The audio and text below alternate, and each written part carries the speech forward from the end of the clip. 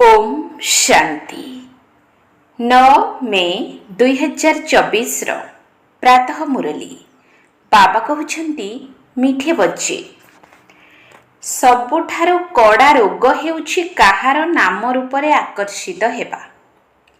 अंतर्मुखी होई एही रोग को जांच कर एवं एही रोगरु मुक्त हुओ। सबुठारो कड़ा रोग हेउछि काहार नाम रूपरे आकर्षित हेबा। अंतर्मुखी होई एही रोग को जांच कर एवं एही रोगरु मुक्त हुओ। प्रश्न, नाम रूपर रोग को समाप्त करिवार उपाय कौन? एहा द्वारा कौन कौन क्षति सबु हेउछि? नाम रूपर रोग को समाप्त करिवार उपाय कौन? एहा द्वारा कौन कौन क्षति सबु हेउछि? उत्तर, नाम रूपर रोग को समाप्त करिवा पाई एकमात्र बाबांक सहित सच्चा सच्चा स्नेह रख। जदि जोग करिवा समय रे बुद्धि चंचल हेउछि, कोनोसी देहधारी आड़को बुद्धि जाउछि, तेबे बाबांकु सत सत शुणाई दियो। सत कहीदेले बाबा क्षमा करिदेबे। डाक्तरंकु रोग लुचा नाही, बाबांकु शुणाइबा द्वारा तुमे सतर्क होइजिब। बुद्धि जदि काहार नाम रूपरे जोड़ी होइजिब, तेबे बाबांक सहित बुद्धि लागिब नाही। सेमाने सेवा बदलरे अपसेवा करिबे, बाबांकर निंदा कराइबे। एहीपरि निंदुक माने बहुत कठिन दंडर भागीदार होई जांती। ओम शांति। एबे तुमे माने जानुछ जे समस्तंको बाबांक ठारु स्वर्गर संपत्ति मिलिबाकु जाउछि। लौकिकरे मध्य भाई को भाई ठारु केबे भी संपत्ति मिली न थाए।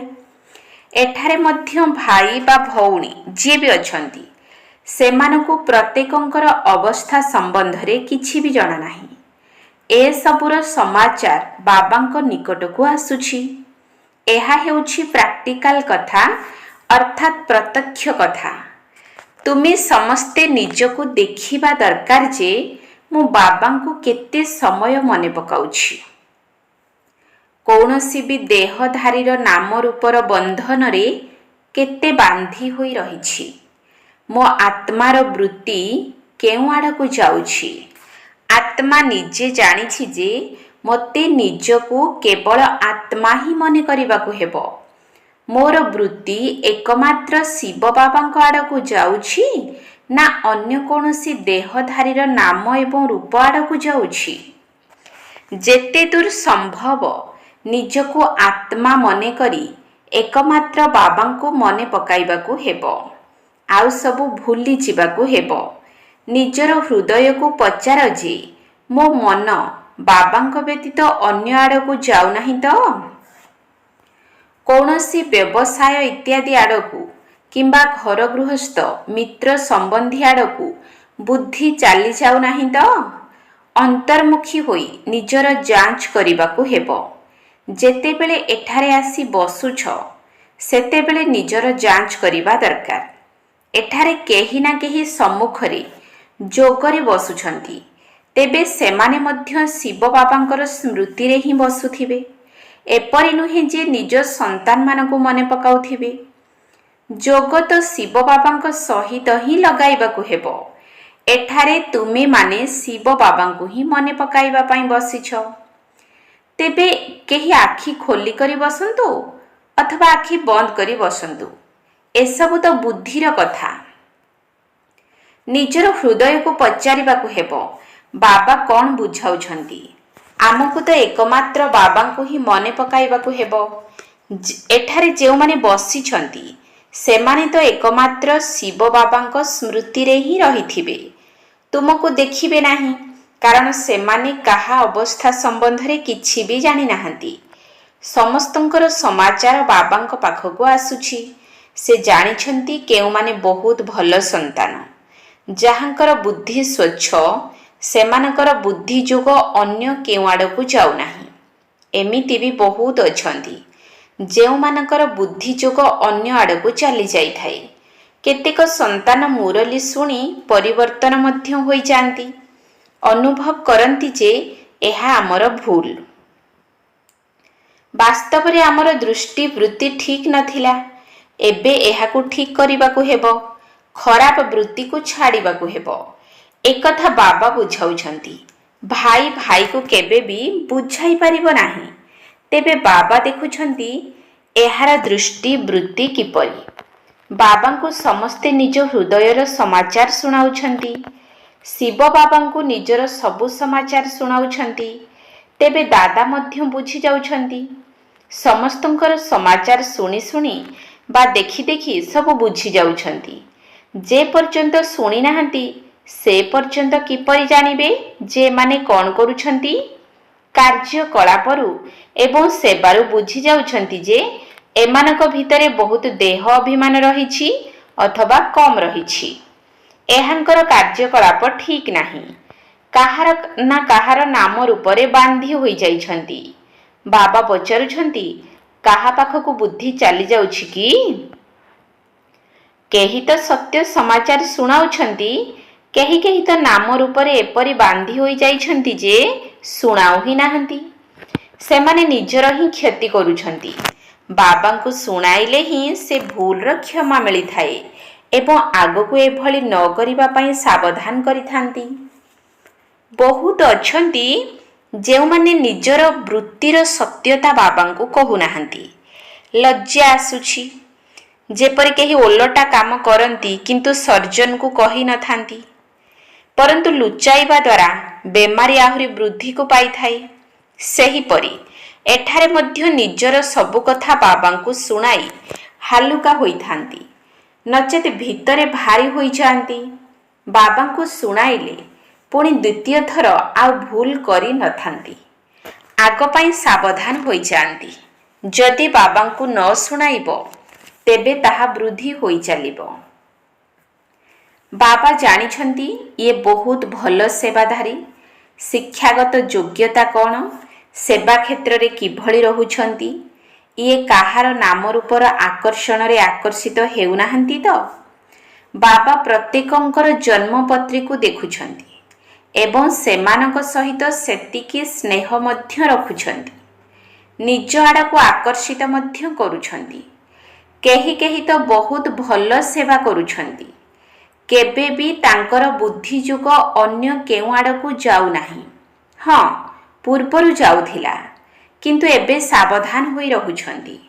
ବାବାଙ୍କୁ କହୁଛନ୍ତି, ବାବା ମୁଁ ଏବେ ସାବଧାନ ରହୁଛି। ଆଗରୁ ବହୁତ ଭୁଲ କରୁଥିଲି। ନିଜେ ବୁଝିପାରୁଛନ୍ତି ଯେ ଦେହ ଅଭିମାନରେ ଆସିଲେ ବହୁତ ଭୁଲ ହେବ। ପୁଣି ପଦ ମଧ୍ୟ ଭ୍ରଷ୍ଟ ହୋଇଯିବ। ଯଦିଓ ତୁମର ଭୁଲକୁ କେହି ଜାଣିପାରିବେ ନାହିଁ, ପରନ୍ତୁ ପଦଭ୍ରଷ୍ଟ ହୋଇଯିବ। ତେଣୁ ହୃଦୟର ସ୍ୱଚ୍ଛତା ବହୁତ ଦରକାର। ତେବେ ଯାଇ ଉଚ୍ଚ ପଦ ପାଇପାରିବ। ତାଙ୍କର ବୁଦ୍ଧି ବହୁତ ସ୍ୱଚ୍ଛ ରହୁଛି। ଯେପରି ଏହି ଲକ୍ଷ୍ମୀ ନାରାୟଣଙ୍କ ଆତ୍ମାରେ ସ୍ୱଚ୍ଛତା ରହିଛି, ସେଥିପାଇଁ ତ ଏତେ ଉଚ୍ଚ ପଦ ପାଉଛନ୍ତି। କାହା କାହା ପାଇଁ ବୁଝିବାକୁ ହୁଏ ଯେ ୟାଙ୍କର ନାମ ରୂପ ଆଡ଼କୁ ବୃତ୍ତି ଯାଉଛି। ଦେହୀ ଅଭିମାନୀ ହୋଇ ରହୁନାହାନ୍ତି, ସେଥିପାଇଁ ପଦ ମଧ୍ୟ କମ୍ ହୋଇଯାଉଛି। ସେଠାରେ ରାଜାଠାରୁ ଆରମ୍ଭ କରି ଭିକାରୀ ପର୍ଯ୍ୟନ୍ତ କ୍ରମାନୁସାରେ ପଦ ରହିଛି ନା। ତେବେ ଏଭଳି କାହିଁକି ହେଉଛି? ଏହା ମଧ୍ୟ ବୁଝିବା ଦରକାର। କ୍ରମାନୁସାରେ ତ ନିଶ୍ଚିତ ହେଉଛନ୍ତି, ତେଣୁ କଳା କମ୍ ହୋଇଯାଉଛି। ଯେଉଁମାନେ 16 କଳା ସମ୍ପୂର୍ଣ୍ଣ ଥାଆନ୍ତି ସେମାନେ ପୁଣି 14 କଳାକୁ ଆସିଯାଉଛନ୍ତି। ଏହିଭଳି କଳା ଅଳ୍ପ ଅଳ୍ପ କମି କମି ସମ୍ପୂର୍ଣ୍ଣ କମିଯାଉଛି। ଯେତେବେଳେ 14 କଳା ଥିଲା ସେତେବେଳେ ମଧ୍ୟ ବହୁତ ଭଲ ଥିଲେ, କିନ୍ତୁ ଯେତେବେଳେ ବାମ ମାର୍ଗକୁ ଯାଉଛନ୍ତି ସେତେବେଳେ ବିକାରୀ ହୋଇଯାଉଛନ୍ତି। ଆୟୁଷ ମଧ୍ୟ କମ୍ ହୋଇଯାଉଛି। ପରେ ପୁଣି ରଜଃ ତମଃ ଗୁଣୀ ହୋଇଯାଉଛନ୍ତି। ଆତ୍ମାରୁ କଳା କମ୍ ହୋଇ ହୋଇ ସମ୍ପୂର୍ଣ୍ଣ ପୁରୁଣା ହୋଇଯାଉଛି। ଆତ୍ମା ଶରୀର ଠାରୁ ମଧ୍ୟ ଅଧିକ ପୁରୁଣା ହୋଇଯାଉଛି। ଏସବୁର ଜ୍ଞାନ ବର୍ତ୍ତମାନ ତୁମ ପିଲାମାନଙ୍କ ଭିତରେ ରହିଛି। କିଭଳି 16 କଳାରୁ ତଳକୁ ଖସି ଖସି ପୁଣି ମନୁଷ୍ୟ ହୋଇଯାଉଛନ୍ତି। ଦେବତାମାନଙ୍କର ମତ ତ ମିଳିନଥାଏ। ମତ ତ ବାବାଙ୍କ ଠାରୁ ହିଁ ମିଳୁଛି। ପୁଣି 21 ଜନ୍ମ ପର୍ଯ୍ୟନ୍ତ ମତ ମିଳିବାର ଆବଶ୍ୟକତା ନାହିଁ। ଏହି ଈଶ୍ୱରୀୟ ମତ 21 ଜନ୍ମ ପର୍ଯ୍ୟନ୍ତ ତୁମ ସାଥିରେ ଚାଲୁଛି। ପୁଣି ଯେତେବେଳେ ରାବଣ ରାଜ୍ୟ ହେଉଛି ସେତେବେଳେ ତୁମକୁ ରାବଣର ମତ ମିଳୁଛି। ଏବେ ତୁମକୁ ରାବଣର ମତ ମିଳୁଛି। ଏପରି ମଧ୍ୟ ଦେଖାଇଛନ୍ତି ଯେ ଦେବତାମାନେ ବାମ ମାର୍ଗରେ ଯାଉଛନ୍ତି।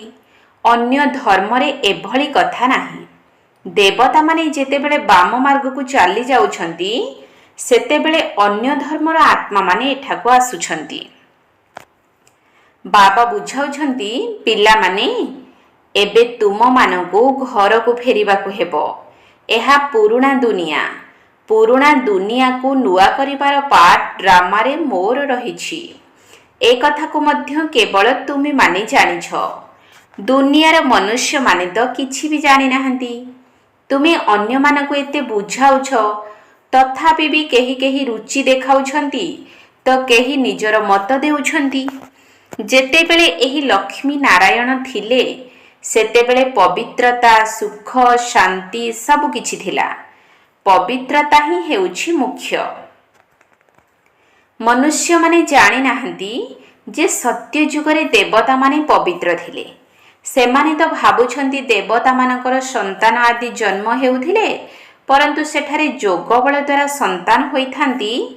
ଏହି କଥାକୁ କେହି ବି ଜାଣିନାହାନ୍ତି। କହୁଛନ୍ତି ସାରା ଜୀବନ ପବିତ୍ର ରହିଲେ ସନ୍ତାନ ଆଦି କିପରି ହେବେ? ତାଙ୍କୁ ବୁଝାଅ, ବର୍ତ୍ତମାନ ପବିତ୍ର ରହିଲେ 21 ଜନ୍ମ ପବିତ୍ର ରହିବ। ତେବେ ଆମେ ଶ୍ରୀମତ ଅନୁସାରେ ନିର୍ବିକାରୀ ଦୁନିଆ ସ୍ଥାପନ କରୁଛୁ। ଶିବ ବାବାଙ୍କର ମତ ହିଁ ଶ୍ରୀମତ ଅଟେ। ଗାୟନ ମଧ୍ୟ ରହିଛି ମନୁଷ୍ୟରୁ ଦେବତା। ଏବେ ସମସ୍ତେ ହେଲେ ମନୁଷ୍ୟ, ଯିଏକି ପୁଣି ଦେବତା ହେଉଛନ୍ତି। ଏବେ ଶ୍ରୀମତ ଅନୁସାରେ ଆମେ ଦୈବୀ ସ୍ୱରାଜ୍ୟ ସ୍ଥାପନ କରୁଛୁ। ଏଥିରେ ପବିତ୍ରତା ହେଉଛି ମୁଖ୍ୟ। ତେବେ ଆତ୍ମାକୁ ହିଁ ପବିତ୍ର ହେବାକୁ ପଡ଼ିବ। ଆତ୍ମା ହିଁ ପଥର ବୁଦ୍ଧି ହୋଇଯାଇଛି। ଏହି କଥାକୁ ସ୍ପଷ୍ଟ ଭାବରେ ବୁଝାଅ।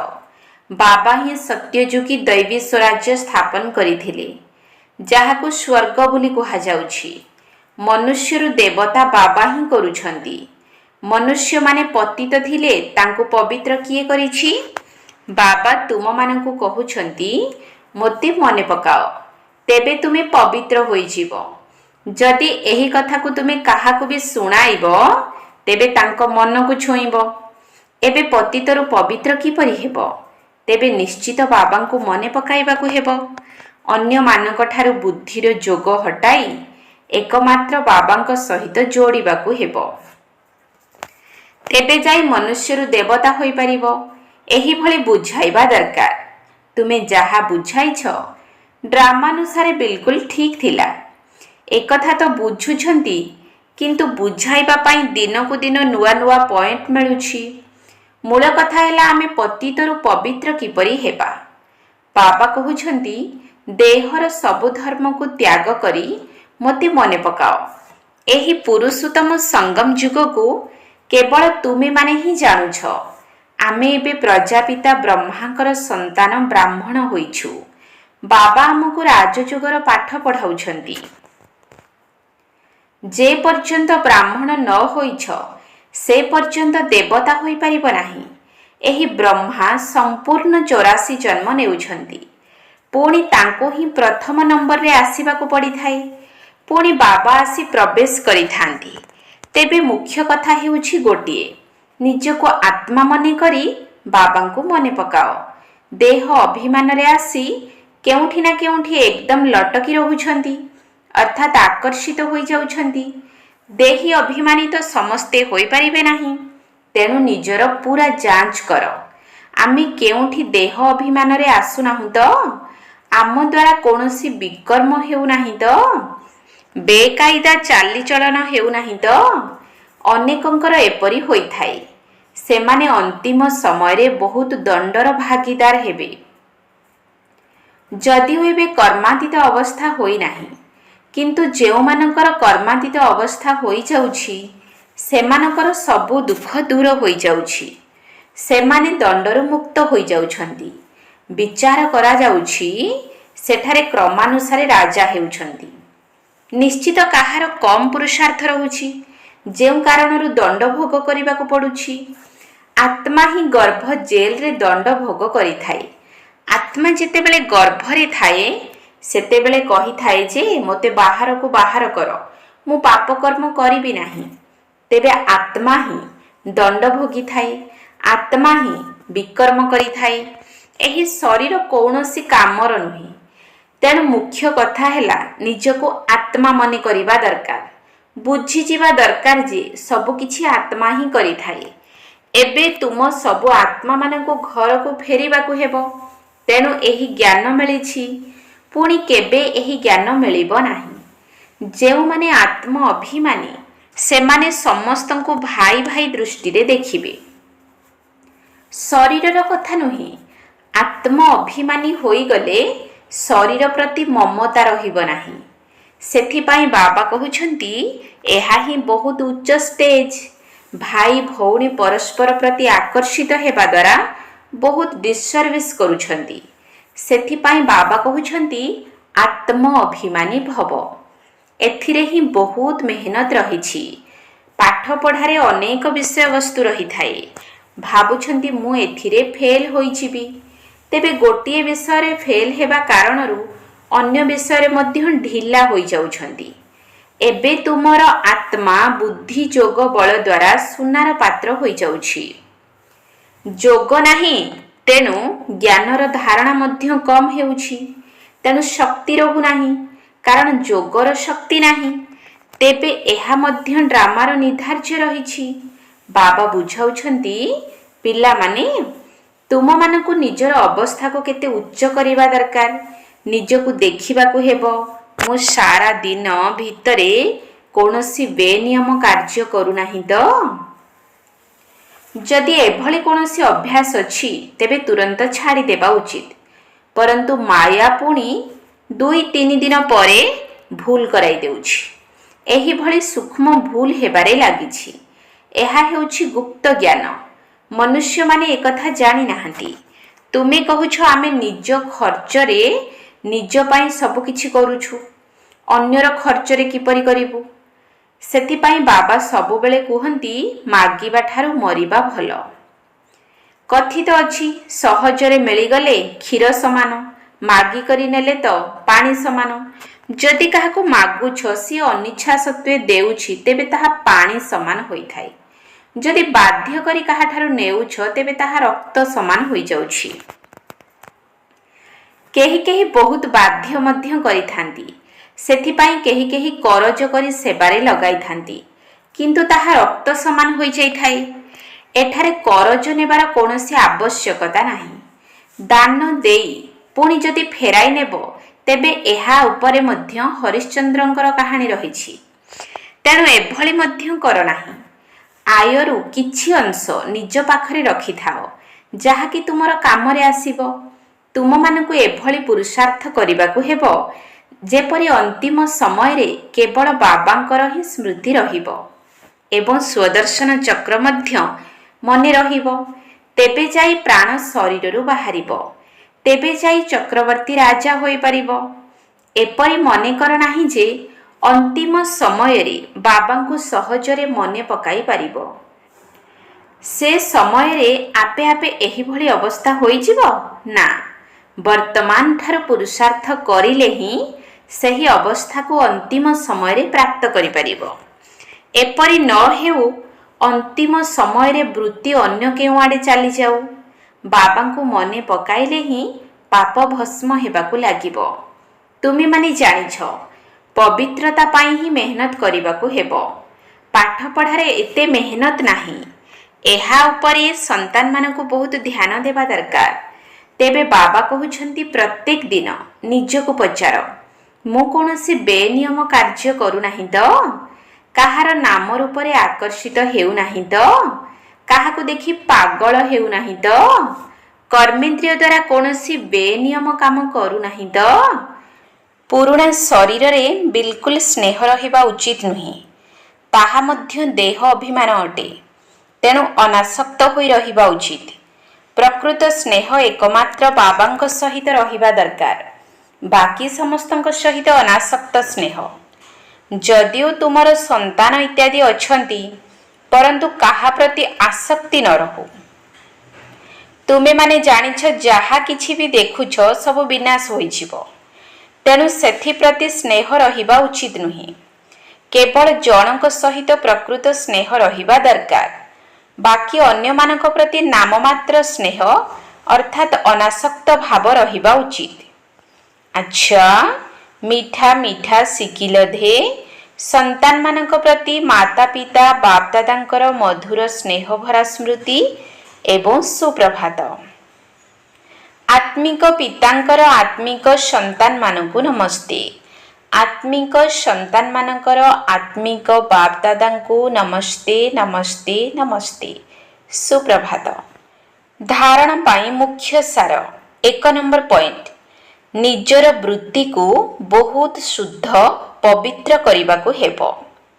କୌଣସି ବି ବେନିୟମ ବା ଓଲଟା କାର୍ଯ୍ୟ କରିବା ଉଚିତ ନୁହେଁ।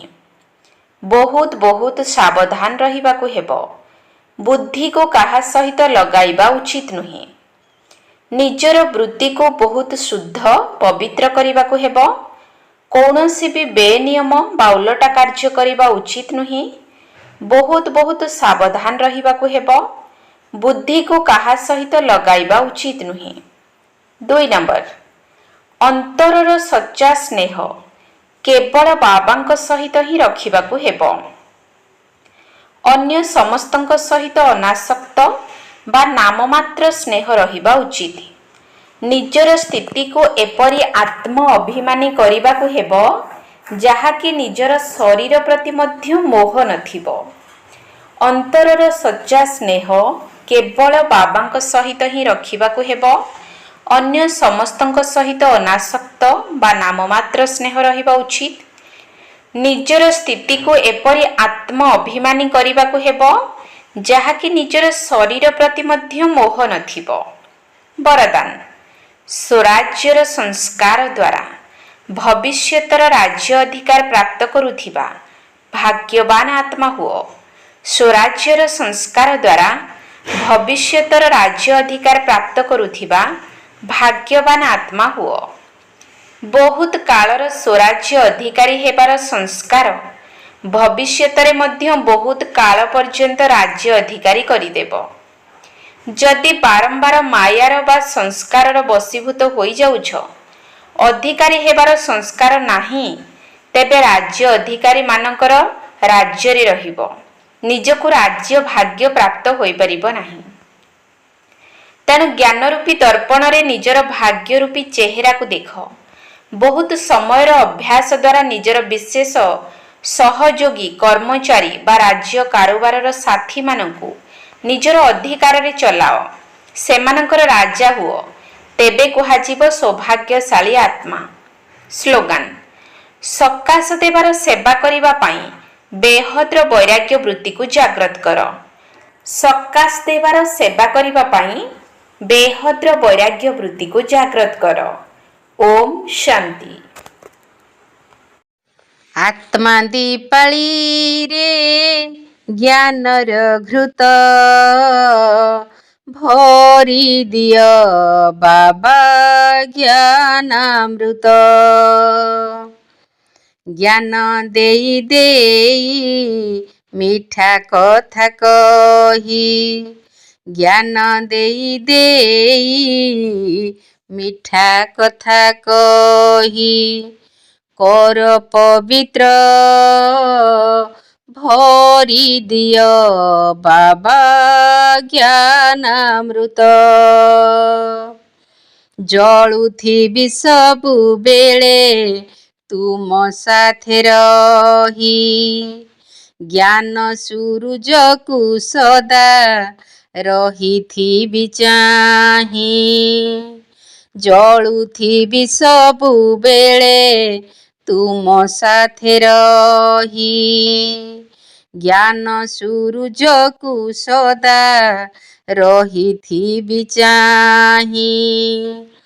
ଫୁଲ ଭଳି ଫୁଟିଥିବି ତୁମ ବଗିଚାରେ, ସ୍ନେହ ପାଇବି ତୁମ ଅମୃତ ବେଳାରେ। ସ୍ନେହ ପାଇବି ତୁମ ଅମୃତ ବେଳାରେ। ରହିଥାଉ ମୋ ମଥାରେ ତୁମରି ହାତ, ଭରି ଦିଅ ବାବା ଜ୍ଞାନାମୃତ। ଭରି ଦିଅ ବାବା ଜ୍ଞାନାମୃତ। ମୁରଲୀକୁ ଶୁଣୁଥିବି ଖୁସି ମନ କରି, ଶ୍ରୀମତରେ ଚାଲୁଥିବି ତୁମ ହାତ ଧରି। ମୁରଲୀକୁ ଶୁଣୁଥିବି ଖୁସି ମନ କରି, ଶ୍ରୀମତରେ ଚାଲୁଥିବି ତୁମ ହାତ ଧରି। ଉଠିବା ବସିବା ବେଳେ ସ୍ମରଣ କରିବି, ଗୋଟିଏ ଜନମ ତୁମ ସାଥିରେ ରହିବି। ଗୋଟିଏ ଜନମ ତୁମ ସାଥିରେ ରହିବି। ସବୁବେଳେ ଗାଉଥିବି, ସବୁବେଳେ ଗାଉଥିବି ତୁମ ସଙ୍ଗୀତ। ଭରି ଦିଅ ବାବା ଜ୍ଞାନାମୃତ। ତୁମରି ହାତରେ ଦେଲି ଏ ଜୀବନ ଡୋର, ବିଷୟ ସାଗରୁ ମୋତେ କରିଦେବ ପାର। ତୁମରି ହାତରେ ଦେଲି ଏ ଜୀବନ ଡୋର, ବିଷୟ ସାଗରୁ ମୋତେ କରିଦେବ ପାର। ମିଛ ଦୁନିଆଠୁ ସଦା ଦୂରେଇ ରଖିବ, ସତ୍ୟ ପଥେ ଚାଲିବାକୁ ଶକ୍ତି ଭରିବ। ସତ୍ୟ ପଥେ ଚାଲିବାକୁ ଶକ୍ତି ଭରିବ। ଆଲୋକିତ ହୋଇଯାଉ ଜୀବନ ପଥ, ଭରି ଦିଅ ବାବା ଜ୍ଞାନାମୃତ। ଆତ୍ମା ଦୀପାଳିରେ ଜ୍ଞାନର ଘୃତ, ଭରି ଦିଅ ବାବା ଜ୍ଞାନାମୃତ। ଭରି ଦିଅ ବାବା ଜ୍ଞାନାମୃତ।